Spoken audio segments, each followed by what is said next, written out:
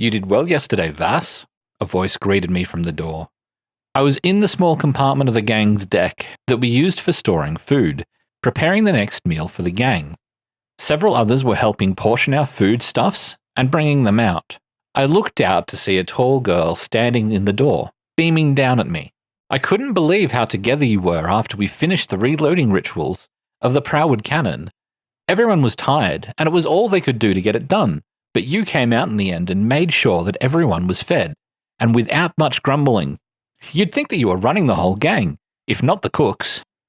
Which she's not, you know, but you did well. A cry came from the back from the elder who oversaw cooking. Have you come to help us prepare the meal today, Arda? Picking up the basket of ingredients and moving to the door, towards the cooking fires. No, just a chat, she replied. You seem to be the best put together among those of our age, so I thought you would be the best company. Of course, I won't bother you as you work, as arguably you cooks have the most important job in the gang. Well, as long as we get the meal ready without hassle, it shouldn't be a problem, I said, putting down my basket next to my stove frame. We had several cooking frames with steel tops that we laid out over the metal floor of the gun deck. Inside, we placed fire cubes, blocks that burned for days without going out, unless they are put out. I had already readied a large pot of water and placed it on top of the frame. Old Lyle led a group Bridgewood last night to see how badly the Bridgewood Cannon gang were holding up. Not well at all. Arda stuck her chest out, beaming at me, as she proclaimed our victory over the other gang. Those scumbags were apparently half dead, completely unable to keep up with us. Apparently their priests spat so much static at them that their ears were bleeding. Not that anything would ever put those metalheads in a good mood. Even the Geller boys thought we did well. I paused my work at this to look at her. The Geller boys came up. Apparently the old man ran into them too. They weren't particularly happy with the Bridgewood gang, but left old Lyle alone once he told them that we were in good spirits. Probably didn't stop them sneering. Arda continued chatting while we prepared the meal. The older cooks paid us no mind. Some were even a bit interested in the gossip she brought around. Once the meal was ready, Arda was, of course, first in line. Thanks, Vass. The Bridgewood gang's lucky to have you. She beamed at me once more before scuttling away to tell someone else about the misfortune of the other gang. Old Lyle was one of the older members of the gang. Apparently he wasn't born here, and when asked he would tell you something about some hive gang somewhere. His face was often relaxed as he looked at everything with an even gaze. His even gaze found me one morning, on my way from my berth to the cooking fires. You've not left the gun deck much, young Vass. It was true. Us gangers lived our whole lives on the gun deck. There was much room, even with the equipment for the ceremony.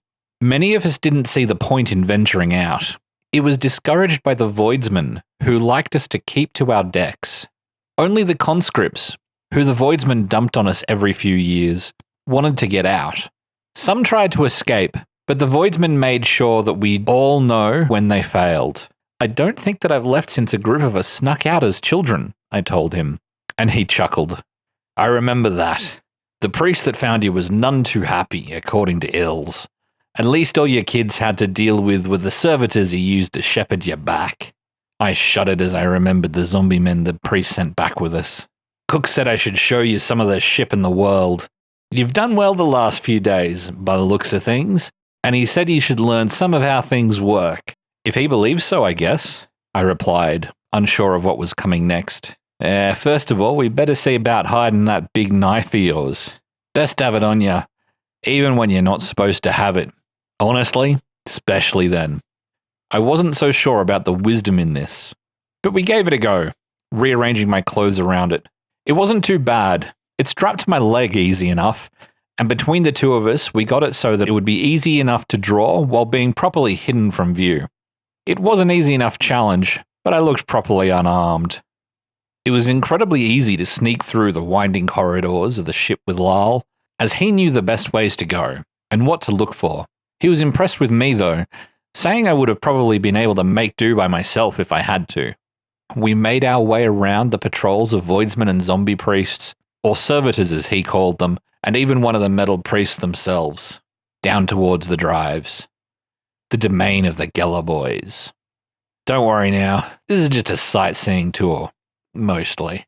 Old Lyle took me right through the corridors past the room, explaining that the Geller boys get their name from the Geller generator, mainly because they get exception to the Warp boys, and they were on good terms with the Voidsmen, practically being Voidsmen themselves.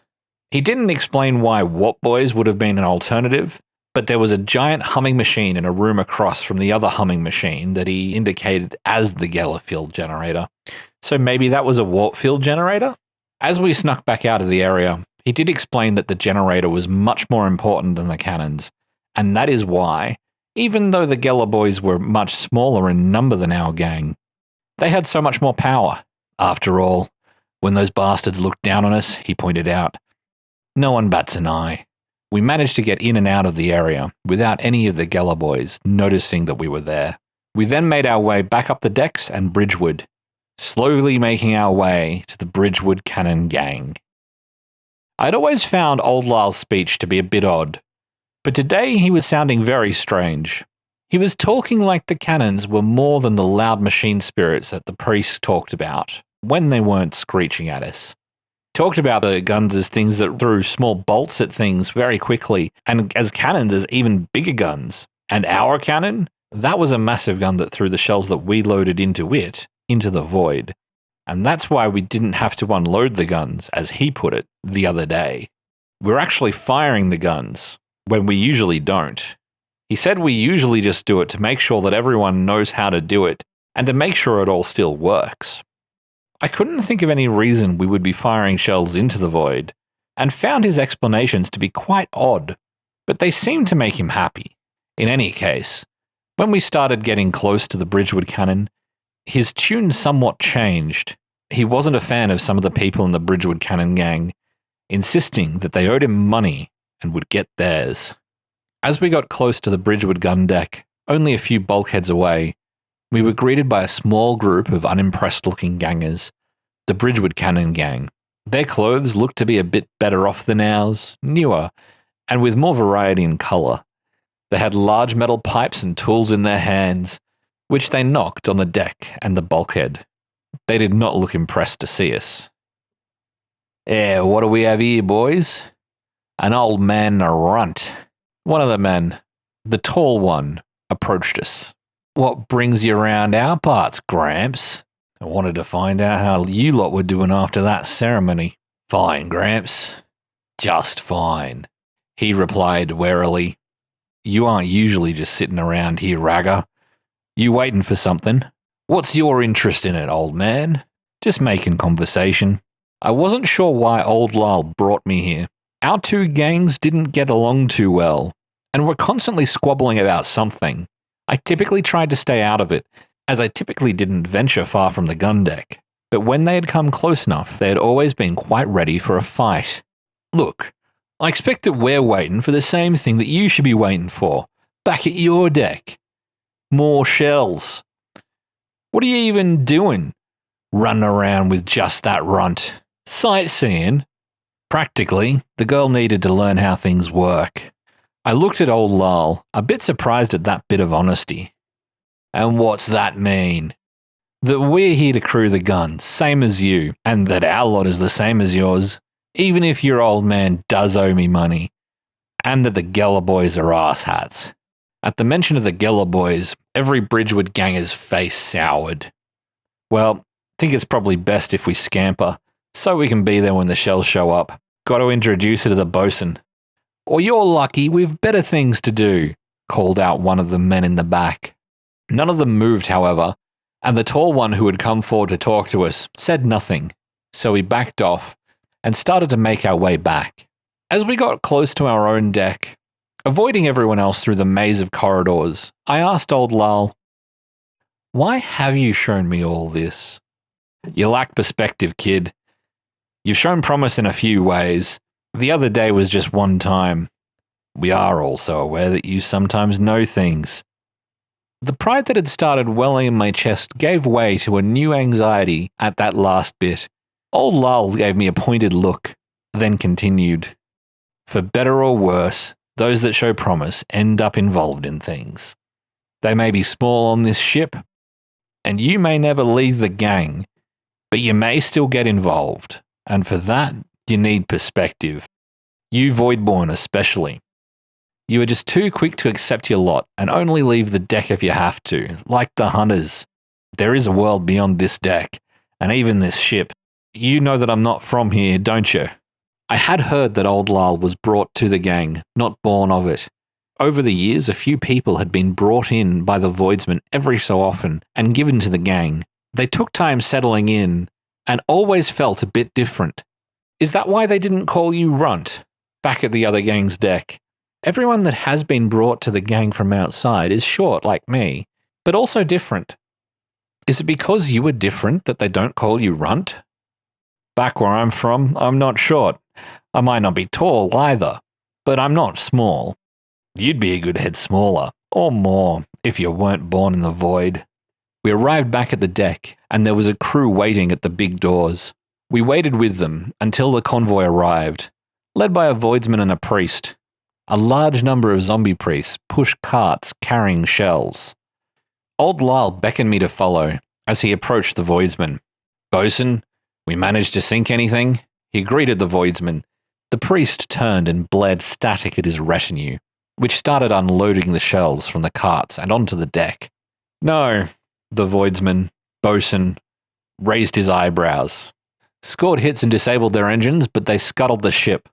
Didn't want to get boarded. He looked over at me. So, you've got a new protege. Not sure what that is, but if you mean the young one, she's one of the cooks. Oh, is there something that you needed? Ah, need? No. And the food stores are fine? Old Lyle prompted. They are a little lower than normal because of the feast. We will need new supplies before the month is out. Indeed. The bosun turned back to old Lyle. Well, we have brought the required munitions up to resupply your stores. He glanced at me and then looked back at old Lyle, handing him a small box that had been under his arm. Here are the other things that you required. Your cook doesn't seem to be much of a conversationalist. Does she have anything that she can trade? I reached out with my mind, seeking to know the subtext of his conversation, to read it off the surface of his mind. She is small for a Voidborn, so she could pass for crew if I need to take her off the platform. She might be able to trade services. I wonder if she has any skills as a cook. The Voidborn, however, never have much of an interest in contraband. Won't even know what a data slate is. Perhaps old Lal just wanted to get out of paying himself. His thoughts came off with an undertone of disdain, a lack of empathy for our gang, and a general apathy to me. It seems he was unimpressed with me from the beginning. She's a talented cook and was able to pull the crew together and keep morale up after that last scrap. The bosun regarded me again, wondering if he had misjudged me or if old Lal had just lost it. There was some chatter from behind him, and the priest had approached us. He didn't say anything to us, he just stood there, but the Voidsman took it as a signal. Get these shells in place and ready for the next engagement, he ordered us as a group, then turned away from us and led the priest and his retinue, with the now empty carts, back into the maze of corridors. Moving the massive shells without trolleys was hard. We started rolling them along the deck in groups. I don't know how much time passed, but we had gotten half of the shells onto the deck, to be retrieved by others and taken to the stores when it happened. It took a while to work out what happened when it did. There was a metal clatter as something struck the shell we were rolling. A few seconds passed until one of the other voiders exclaimed, "Shit, that thing hit me! Someone's shooting at us!" It took a second longer to understand what had happened. There were now a couple of metal arrows lying on the deck. I watched one roll slightly as I realized that the sound down the corridor was of retreating footsteps. The other gangers, excluding old Lal, ran off after them. I was exhausted as I turned away from the shell and tried to get my bearings. It wasn't working, so I took a second to clear my head instead. It didn't work. I was just too tired, and it didn't help. But still, I had to help the others. I pushed my tired legs towards the corridor that the others had gone down.